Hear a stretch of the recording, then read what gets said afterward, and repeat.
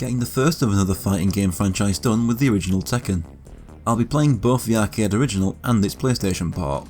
I just do the PS1 parts, but Tekken 5 has the original free arcade versions as extras, so why not? Could be interesting. I'm very fond of this series. Tekken 3 was the very first game I ever saw on the PlayStation when we went to my grandmother's, not the one who owned Medieval, and my uncles were playing it. After having played it quite a bit by the time we got our own PS1, we had the chance to get some pirated PS1 games, and I actually went with Tekken 2 just for something new. I never got to play this game until after I played the second and third a lot, along with Tekken Tag Tournament, and I just couldn't get into it. It was just too stiff for me. In fact, when I first started getting the money to buy back all those games I'd played as a kid, I didn't actually bother to buy this game until I needed it for this show. I want to do fighting game series in the order they released for the most part, so this one was just a get it out of the way sort of thing. The story focuses on the tournament The King of Iron Fist, held by the huge conglomerate the Mishima Zaibatsu. There's a huge cash prize for the one who can reach the final and defeat Heihachi Mishima, the head of the Mishima Zaibatsu. Of course, all our playable characters have their own individual reasons for entering, so I'll get into that after going over the gameplay. Each button is assigned to a limb, so 4 attack buttons, and different combinations of limbs and directions can perform different attacks. This makes it easier to figure out a character's moveset without a command list than other fighting games, since you can think, what if I try these directions with this limb, or what makes more sense to continue this combo? It's why I found Tekken easy to learn than Street Fighter back then.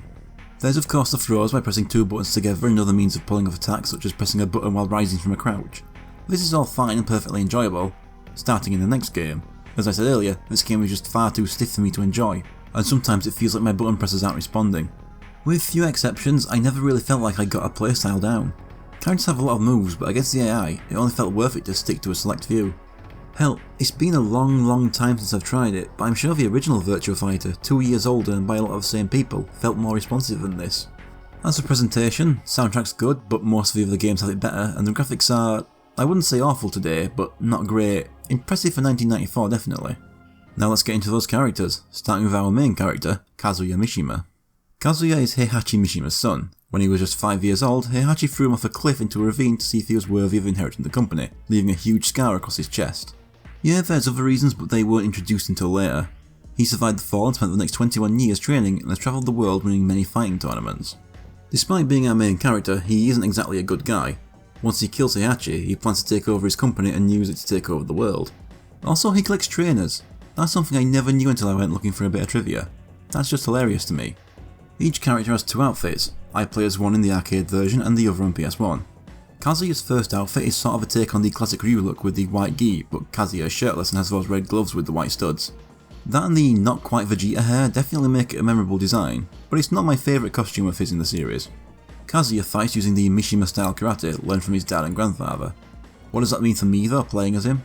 Well, I see his 3-punch combo a lot. There's his axe kick, the punch followed by a spinning backhand, the throw where he kicks them twice in the head, his sweep. Kazuya is supposed to be the beginner character, but because I chose him first and I just struggled with this game in general, it took me far longer than anyone to finish the game with, taking over an hour. In the end, I mostly relied on his uppercuts to juggle with, since past a certain point most things weren't working on the AI anymore. I like Kazuya, but of the 3 big Mishimas in the franchise, I just like the other 2 more. I just feel that despite his importance, he gets overshadowed in my eyes by more interesting characters as the cast expands in later games. His most memorable role to me is still in the second game, but Tekken 7 seems to be giving him some spotlight in the series again, so this may change. Next is Paul Phoenix, and Jesus, the facial animations on the select screen are horrifying. While Kazuya was winning tournaments all over the world, the only thing keeping his record from being perfect was a draw against Paul. Thanks to this, Paul sees himself as Kazuya's ultimate rival, but Kazuya doesn't care. They're sort of an inversion of the Ryu-Ken relationship in Street Fighter. Rather than the Japanese guy in the white gi and blonde American guy in the red gi having a friendly rivalry, one doesn't give a shit about the other. Rather than the Japanese guy in the white gi being poor and blonde American guy in the red gi being rich and funding the other's world of travels, Kazuya is the son of a billionaire CEO and doesn't have to worry for money, while Paul is unemployed and just takes quick jobs as a bodyguard or makes money street fighting when running low. I mentioned the red gi as his first outfit. It is very Ken-like, but the massive hair makes it its own design, so much that it took me years to really notice the similarities. Paul is a judo fighter. What that means for me is I've never been particularly good at playing as him in any game. It doesn't help that it had been at least 5 years since I'd actually selected him in any game before recording this. He's all about raw power, but that doesn't help when I'm not pulling off any moves at first. A lot of the time I just use his little flips followed by a kick. I did eventually figure out his hammer punches, but I stuck to the flip and kick. I mean, I knew I was probably never going to come back to this game again, so I didn't put much effort in learning most characters. I mean, if I've never been that good with him in the games I like, what would be the point in this one? Yeah, not everyone's getting an in-depth move listing here, sorry. Paul is another character I like, but he has this thing a couple other fighters do. I don't think I need to keep back the spoiler that in Tekken 3, the story moves ahead 20 years and everyone is older. Paul is one of those characters that, to me, benefited from those 2 decades of age. I come back to him in these first 2 games and he just feels incomplete, like he's just not there yet. But after these last 2, are there any characters I'm even passable with? Yes, there's Martial Law. Law is a martial arts master stuck working in a restaurant who dreams of opening his own school. He's entering to win the prize money to do just that. He's also a close friend of Paul's. He's the required Bruce Lee clone of the series, using Jeet Kune Do and having all the kiais which, up to Tekken 5, were performed by the series producer and hilarious man Kazuya Harada. This is taken further by his first outfit being a take on the yellow jumpsuit from Game of Death. I think he may have been the first fighting game character to have that outfit too. Even in this game I don't enjoy, I could still enjoy playing as Law after adapting to the game's slower speed. Having some simple combos makes it easier, with his 5-hit punch string and multiple kick strings, also the awesome somersault grab and backflip kick. He's a character where I don't care if the AI will destroy me if I try the flashy stuff, I'll still go for it because it feels good. I must be improving too, since I went from over an hour to beat the game's Kazuya to 45 minutes as Paul, and as Law I got that down to just over 35. Law is a character I don't think I'll ever get sick of. His antics in later games are funny, and even when the AI is kicking my ass, I'm still having fun playing as him. Next we have Jack. Jack is a super homicidal robot developed by the former Soviet Union. He's been dispatched to eliminate Kazuya by the Russian military after they heard about Kazuya's world domination plans. Is it fair to enter a robot into a fighting tournament for humans? All but one of the main Tekken games have introduced a new Jack, with the reason usually for it being from a new updated line. This makes the original Jack here the only character exclusive to this first game.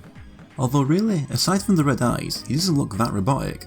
You could easily mistake him for just some guy whose legs are way too small for his torso, until you get to the victory animations that is. Jack's fighting style is simply known as brute force. The thing I associate the most with Jack is his jackhammer, a 1-button 3-hit string, partially because quite a few characters will be borrowing it, but also because in my youthful bad at Tekken phase, it helped me a lot with winning in the early difficulties. There's also his slam, where he just drops on the opponent with all his weight. Apart from that, there's a lot of powerful looking punches and throws, plus weird stuff like the sitting down and punching. There is one wind up punch that I never managed to get out. Jack is definitely one I managed to pull off quite a few moves with without looking up a move list. Some were from memory of later games, but others were just guesswork. Didn't stop me taking 54 minutes to beat the game as him though. The other thing I remember Jack for? His death scream. It's one of the most memorable voice clips in video games for me for some reason. I've liked a few of the Jacks later on in the series, and being a character from a fighting game who disappeared after the first, I would like to see the original Jack return. I was hoping they'd bring him back in Tag 2 with a model that was basically a smoothed out version of his original low poly one, as if he actually looked like that the whole time. Next is Nina Williams. She's an assassin who was taught assassination techniques by her father and Aikido by her mother. She's been sent to assassinate Heihachi. That's about it for now. Like Paul, Nina is a character who's been in every Tekken game, also being the only character to get her own spin-off game. Also like Paul, I can't play as her, but this is even worse. It doesn't help that I only ever play as her in any game to get all the endings. And yet, strangely enough, my awful performance here is probably one of the best arcade runs I've ever had with her in any Tekken game. I basically just rely on her basic punch string, her flip and her forward kick string. Her first costume is fine, I guess. Later games have a better version of that style. To be honest, Nina is a character I've never cared for.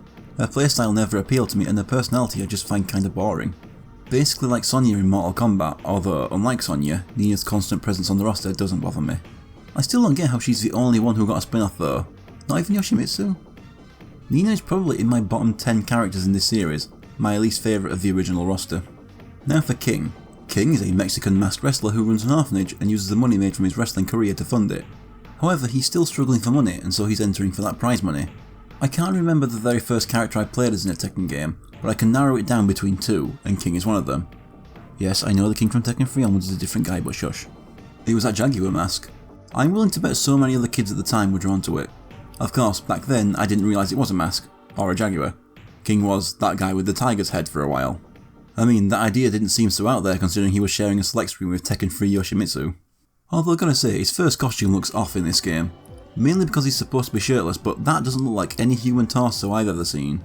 Of course, being a wrestler, King has all sorts of grabs. Quite a few you'd have seen just from the footage I hopefully left playing over me saying this. There's also that punch string with the elbow hits and that 5-hit crouching kick. King isn't a character I've played as much in the last 15 or so years, and yet he was one I beat the game with quickest at around 18 minutes. Even if I haven't found myself playing as King in recent years, the characters themselves are just too much a part of Tekken's image for me to accept a game without one. I could have a game without Nina or Heihachi, or even at a stretch Paul or Law, but it would be weird. But King and Yoshimitsu are the only characters I believe should absolutely be in every single game. It'd be like leaving Ken out of a main Street Fighter, or not putting Hayabusa in a Dead or Alive, or not putting Fujin in the game that remakes Mortal Kombat 4 story and instead prioritising fucking Tremor and Thor Goddamn Guess that exists only for YouTube reactors to shriek at the trailer for. You just don't do it. Speaking of Yoshimitsu, he's next. Another character to have been in every game, Yoshimitsu is the leader of the Thieves Guild known as the Manji Party. He's basically a Robin Hood figure. He steals from those who profit from unjust acts and gives what they stole to the less fortunate. Yoshimitsu is entering the tournament as a decoy while his guild pilfers the tournament's funds. Yoshimitsu is notable for being the only character to have a drastic redesign every game, except Tag 1 anyway, and like Paul, in this game he just isn't there yet. His first design in this game is probably my least favourite of his. He has a normal voice in this game. Yoshimitsu is the other possible first character I ever picked in a Tekken, and it would have been because I was 5 or 6 and he had Yoshi in his name. Yoshimitsu is another one I beat the game with relatively quickly, not as quick as King though at 22 minutes. Although he was the 7th character I went through the game with, maybe I was just improving. Probably the most iconic of Yoshimitsu's moves is his spinning punch, that will have him dizzy if you leave it too long. As a crappy kid I just repeat that move over and over and fail to win. His triple roundhouse string is another really memorable one for me. Of course, there's also his sword stab that would do insane damage if the AI were a bit stupid and would kindly let me stab them. That's one of the things about Yoshimitsu that would always stay in my mind. Back then, he didn't have that many sword moves despite always holding it. As I said with King, he and Yoshimitsu are the two most memorable characters in the series to me. If this series ever did a Street Fighter 3 and cut all but 2 characters, it better be them two. Yoshimitsu himself is one of my favourites. Definitely top 10, maybe even top 5. I don't think I've ever seen anyone dislike Yoshimitsu. I just imagine anyone who would be a massive arsehole, cause how could ya? Finally, there's Michelle Chang, the least recurring character of the original 8, if you don't count all the Jacks as one character, which I don't. She's the daughter of a Native American woman and a man from Hong Kong. When she was young, her dad was murdered on Heihachi's command while he was looking for an ancient treasure on Native American land.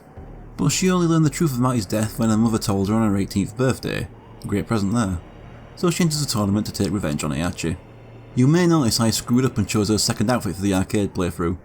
It's very basic, but one thing I like about the Native American characters in Tekken is how they have these casual costumes, showing that there is more to their personal lives than just, I am the Native American in a fighting game. The only other series I can think of that did that is Nightwolf being dressed as a biker in Mortal Kombat 3, but that aspect was abandoned by his next appearance, so Tekken is the only one that still does it as far as I'm aware. Michelle's fighting style is, I am also shit with this character. After 2 relatively good playthroughs with King and Yoshimitsu, I'm stuck with another 40-minute long arcade attempt. There's that punch string that I remember more for the characters that stole it later on. She's got some suplexes and some good kicks, but she's definitely an expert character. And since I'm only doing this game to get it out of the way so I can do the better ones, I wasn't going to stick with her to get good in a game I don't enjoy. Michelle's alright, she's not a character I'm that bothered about. Her post Tekken 2 replacement I much prefer to her, and while it was nice to see her make a one-off return in Tag 2, she was bottom of the list in terms of returnees I was excited about. Not least favourite mind you, just that a lot of them were characters I thought had even less of a chance than her to return. After making your way through the other 7 playable characters, you face a sub-boss. Each character has their own sub-boss. Most of these bosses take their moves from other characters on the roster. None of them are playable on the arcade, which, along with Heihachi as the unplayable final boss, means we have another fighting game with more unplayable than playable characters. They are all unlockable on the PS1 version though, so I'll go into more detail in a bit when I talk about that part.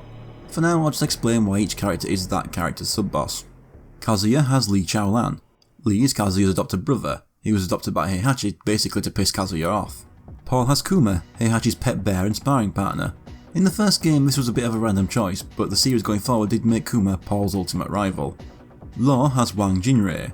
To be honest, there is no connection. They did canonically fight in this tournament and apparently that ended in a draw. That's about it. Jack has Prototype Jack. As you can guess, he is the prototype model of Jack. He hates the final Jack, and somehow Heihachi got hold of him and entered him to pit him against the real Jack. Nina has her sister, Anna Williams. They've hated each other ever since Nina got all the affection from their dad, and Anna didn't want to be an assassin and wanted to live a normal life. For King, it's Armor King. They've been rivals ever since their first match when King injured Armor King's eye, who then went on to become bitter over King's subsequent success. Yoshimitsu has sumo wrestler Ganryu. This is a more one-sided grudge.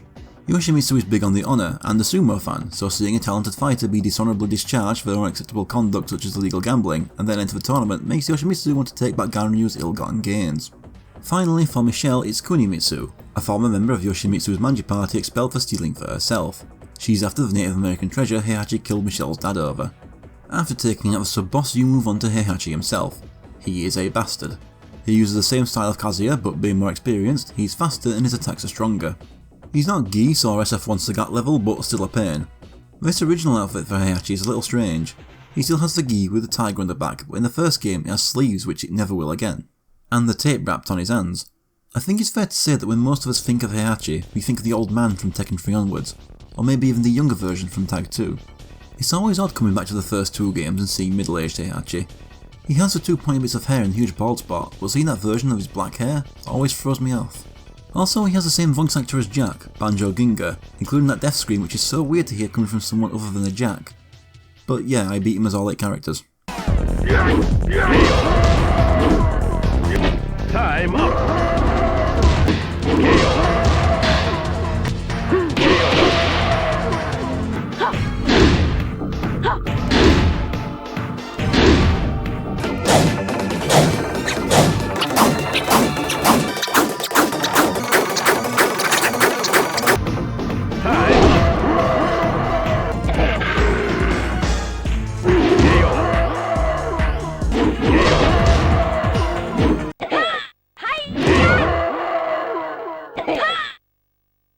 No real ending, just a flashback to all your victories in that run before the credits and your ranking.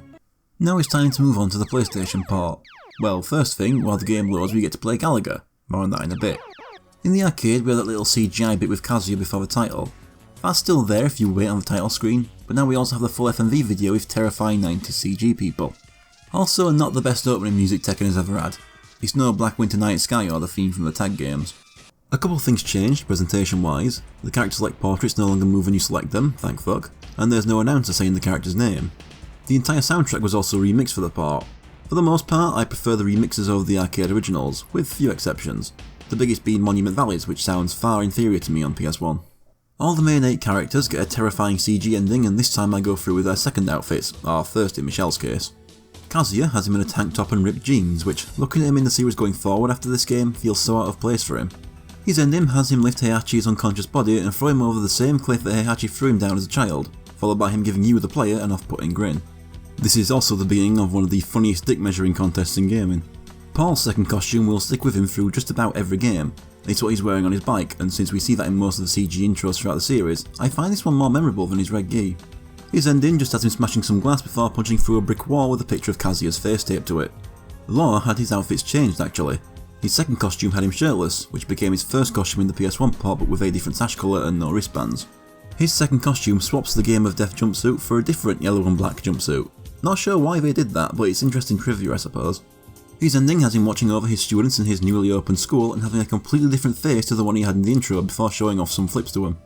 Jack's second outfit is just some different colours on the same clothes. His ending has his AI being duplicated onto a room of new mass-produced Jacks. And that's the last we'll ever see of this guy. I like Nina's black and yellow costume over than default, but I still don't care that much. In her ending, Anna barges into a room demanding to know where her other shoe is. When Nina says she doesn't know, Anna gets up in the face and gets a slap. While Anna cries, Nina reveals she had the shoe the whole time. King wears a shirt and trousers held with suspenders with a tie. I've always liked King's casual outfits, still wearing the mask. In the arcade this was a different colour, but I preferred the PS1 colours. In his ending, he returns to his orphanage to get swarmed by green-screened live-action Japanese children. What are the chances of a Mexican orphanage having every single child be Japanese? Yoshimitsu's second outfit is a really goofy-looking suit of armour. Not a fan. His ending has him and some of his clan riding through the streets on horses, throwing the stolen Mishima Zaibatsu money at the poor, including Law and his family, who makes this face. Michelle's first outfit is a brown leather jacket and some denim shorts. It's a kind of standard look, basically what you would expect for a Native American woman in a fighting game. I prefer her second. Not my least favourite outfit, not my favourite. For her ending, she returns home to her mother, moments before what looks like a raging inferno in the distance reaches them. This time I'm not done after finishing with the main 8, as beating the game with one of them unlocks their sub-boss. We'll start with Lee Chaolan. As I said earlier, he's an orphan Heihachi adopted merely to piss off Kazuya. He had the same strict upbringing from Heihachi that Kazuya had and made a name for himself underground as the Silver-Haired Demon. Gameplay wise, in this game Lee shares most of Law's moveset with a little bit of Paul's. A big thing he has to himself is that he can repeat some of his kick strings forever without stopping. The best part of him for me is his 4-hit down kick string because the AI just can't deal with it. Even in the most recent Tekken I've played, which is Tag 2, or Tekken 7 but haven't got around to it yet, they still don't know how to cope with it. So if you fed it with a certain computer controlled arsehole and feel no shame telling the AI to fuck off, it's always there. He's probably the most fun character to play as in this game to me. He's also one of the few bosses to get a proper second outfit, a black suit. Lee was a character I never really cared about or bothered to remember at first, but as the series went on, they added so much personality to him that he's become one of my favourites. He's benefited more than any other character from the improving technology in game development, I'd say. For beating the game as Paul, we unlocked Kuma. Heihachi found him abandoned as a cub in the forest around his estate and took him in. Finding out that as he grew, Kuma had a superior intellect to the bears, he taught him how to fight and understand Japanese. He even became Heihachi's bodyguard. Kuma is mostly a moveset clone of Jack, but with one of Michelle's punch strings and the headbutt throw that Kazuya and Heihachi have. He also has his own unique special throw where he gets the opponent in a bear hug and crushes them. But most of the time this one Jack combo saw me through the AI, even getting me a few perfects. People are divided on Kuma and the later animal characters in this series, but I love them. For me, they add to Tekken's identity and help set it apart from the other 3D fighters. You're not going to see a bear in Dead or Alive or Virtua Fighter, and no, Jeffrey doesn't count. Even though I never played it, I was one of those who voted the Sake the Salmon in that Tekken Revolution character poll. Seriously, who voted that boring generic fuck from Blood Vengeance to third place over literally every other more interesting choice? I will say though that Kuma has by far the worst character model in the game. It's ugly even by the standards of 1994. One last thing, I can't be the only one who spent an embarrassing amount of time thinking Kuma was an actual given name and not just the Japanese word for bear, right? For being the game's lore, we get Wang Jinrei. Wang was a friend of Heihachi's father, Jinpachi Mishima, and after Jinpachi's death and Heihachi taking over the company, Wang fell under his influence. He isn't an evil man though and disagrees with Heihachi's conduct. He's also the oldest playable character in the series at 82 in this game and continued to fight in later games even at over 100 years old. It's a bit weird looking at him here. He's the character that I feel looks the least like himself in this game compared to today. Even compared to the next game, if it wasn't for his style of dress, I wouldn't recognise him. It's the head. Wang's moveset is taken from Michelle's with a move from Nina and Paul. He does get his own throws in the PlayStation part though. Wang's not a favourite of mine, but I don't dislike him. He's a character that I appreciate when he's there, but I'm not demanding him when he isn't. Prototype Jack is unlocked by beating the game as the regular Jack. As I said earlier, he is the prototype version of Jack. He's missing most of his skin since he was only a single step in the production of Jack. He's also got a drill arm for some reason. He isn't as powerful as the final Jack, as you can guess being an earlier unfinished model.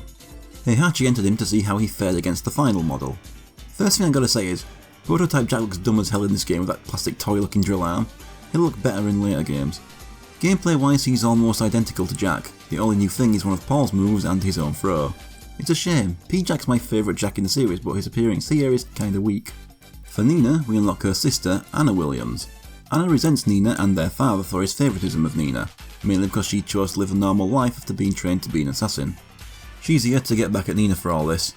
Anna's red dress is probably one of the most memorable outfits in the series, but it does look off here. It just looks like she has one very puffy trouser leg on. I understand it's 1994, but it does look funny. She has most of Nina's moves with a few unique to herself. She also has Law's backflip kick for some reason. While I've never cared for Nina, I have grown to like Anna as the series goes on. She was also bottom 10 at first, but like Lee, later games have given her more personality, which makes her far more entertaining than her boring sister. Being the game as King unlocks Armor King. He's King's rival and King is the one who damaged Armor King's right eye back when King was a rookie. Then King went on to succeed while Armor King's career took a dive from his eye injury, so Armor King is here to defeat King and make a comeback. As you'd assume, Armor King mostly has King's moveset, but with a couple of Kazuya and Heihachi's uppercuts and a unique throw. Like all the others, his moveset will evolve in later games, only keeping a few of the clone moves. Armor King was my favourite Tekken character for the longest time. I've always thought King was cool, and having an even cooler looking version of him unlockable made Armor King the perfect secret character in my eyes. Now that's a character that feels like a reward. But as I said, Armor King hasn't dropped in my estimation or anything, they simply introduced a new character much later on who became my new favourite, leaving Armor King number 2. One last comment though, it does bother me that Armor King was around long before King was. The name Armor King feels like a deliberate response to King, which from a game design standpoint it clearly was, but in universe will always bother me. Also, the fact that his name has never been localised for the UK means I have to keep spelling armour wrong for the subtitles. I unlocked Ganryu for clearing arcade as Yoshimitsu. Ganryu is an incredibly talented sumo wrestler and the youngest in the world to reach the rank of Ozeki. However, he couldn't reach the rank of Yokozuna because of his conduct outside the ring, such as illegal gambling. Eventually, he was dismissed from the sport and turned to a life of crime with even more illegal gambling. He's entering the tournament to prove his strength like many others. Like Law, he had a costume change from the arcade. His shorts were swapped out with a moashi. While most of the other bosses so far mainly had palette swaps to their second costumes, Ganryu gets an entirely new model where he wears yukata. Like Kuma and P-Jack, Ganryu borrows most of Jack's moveset. He does get the most unique moves of all the bosses though. Like most of the others, he gets his own throws. He also has a rapid open palm combo that is quite useful and satisfying when you make every hit connect. There's the classic sumo stomp and his kabuki palm, which is another one that feels good when you get all the hits. Like Heihachi, he also reuses Banjo Ginga's Jack voice clips. Between all these new moves and the second costume, Ganryu feels like the sub-boss with the most work put into them. I like Ganryu. He might be my favourite sumo wrestler in fighting games. Like many other characters, he wasn't much in the first couple games, but his expanded personality from the 2000s on has really made me enjoy his presence. Now, I don't interact with most fandoms except as a sometimes observer, but apparently Ganryu is very unpopular. As in, Kazuya Harada sometimes jokes that Ganryu is his favourite character out of pity for his unpopularity. Apparently he's always around the bottom of popularity polls, but is that from actual disdain for him, or is it just that people are fine with him but he's very few people's favourite, leading to his rank tanking? Either way, I'd rank him above Nina, obviously, Michelle, Anna, Paul, Wang, and the original Jack at least. He'd probably end up ranked above over half the series roster if I actually sat down and thought about it. Finally, for being as Michelle, I unlocked Kunimitsu. She used to be a member of Yoshimitsu's Manji party, but she was expelled by Yoshimitsu when he discovered that she was stealing for herself. After that, she continued to act as a thief. She's into the tournament for that Native American treasure that Heihachi found. Generally, when you go back to the first installment of a long-running series, things tend to be weird, such as characters being a little different to how they're portrayed later on. I think Kunimitsu is the biggest example in this series. She's the one that least resembles herself, with the mask that looks identical to Yoshimitsu's. She also reuses Yoshimitsu's voice clips and is referred to as male in this game. It was only decided that she was female in the second game, which was a good choice to help set her apart from Yoshimitsu more. The other thing that's weird to go back to is her being Michelle's sub-boss rather than Yoshimitsu's. Her and Yoshimitsu and Ganryu and Michelle will have more of a connection starting next game, so seeing their sub-bosses swapped originally, I've always had a hard time wrapping my head around. There's not much to say about her gameplay. She has Yoshimitsu's moveset minus the sword attacks with nothing to replace them. I feel like based on her design and moveset, Kunimitsu may have been more of an afterthought than the other sub-bosses. I must say, as someone who likes the character, her debut feels the weakest of the entire roster. Ignoring Jack being replaced every game, Kunimitsu has the lowest amount of future appearances, with the same amount as Prototype Jack. While Harada has taken offence to the claim that he hates Kunimitsu or any other character, I wouldn't find it hard to believe he has less interest in her than many other characters. As I said, Kunimitsu herself feels like an afterthought in this game, despite her large improvements in later appearances. Apparently she also tended to be the least played character in the game she was in, which doesn't help. It was great seeing her back in Tag 2, and it's a shame how none of the returning characters in that game came back for Tekken 7.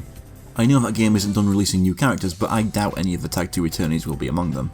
But I hold out hope that Kunimitsu will get her canonical return someday. Well, that's all the sub-bosses, just gotta beat the game as each of them.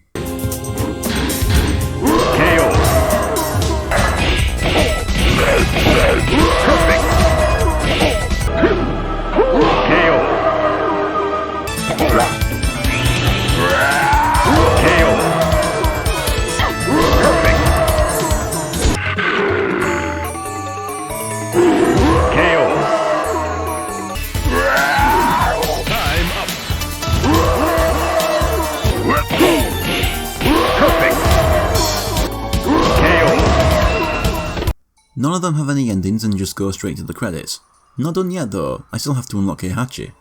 To do that you have to clear arcade mode in under 5.5 minutes without continuing.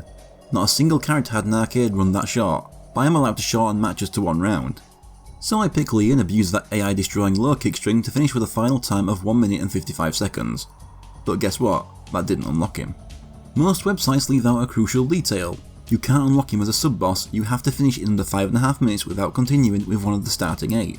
I had a few failed attempts, but in the end I managed it with King, getting a time of 2 minutes 55 seconds. So, Heihachi and his terrifying CG mug. Thing is, I've basically explained nearly everything about Heihachi's first appearance throughout the rest of this video, so I'll keep this short. We have an alternate costume for him.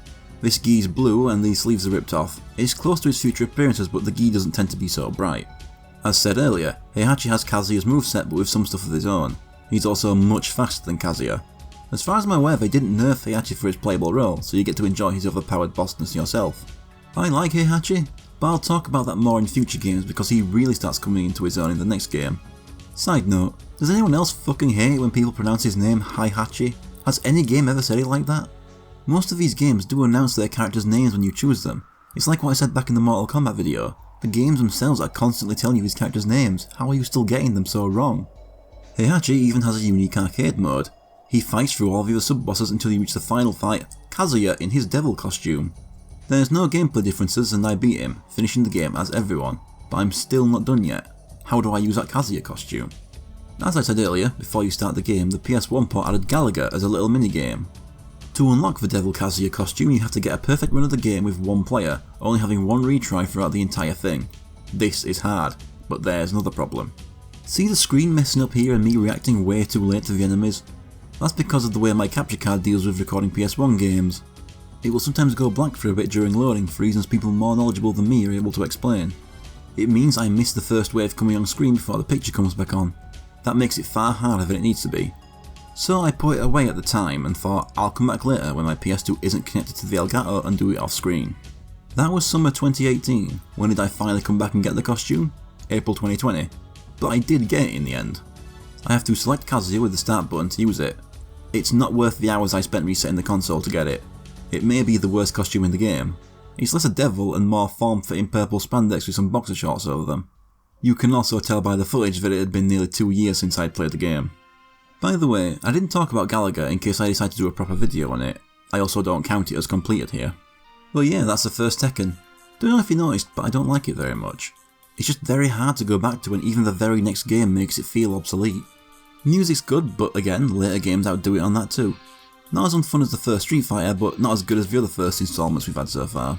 It's basically the same as how I felt about Metroid in the previous video. A couple moments of fun shine through, but most of it not.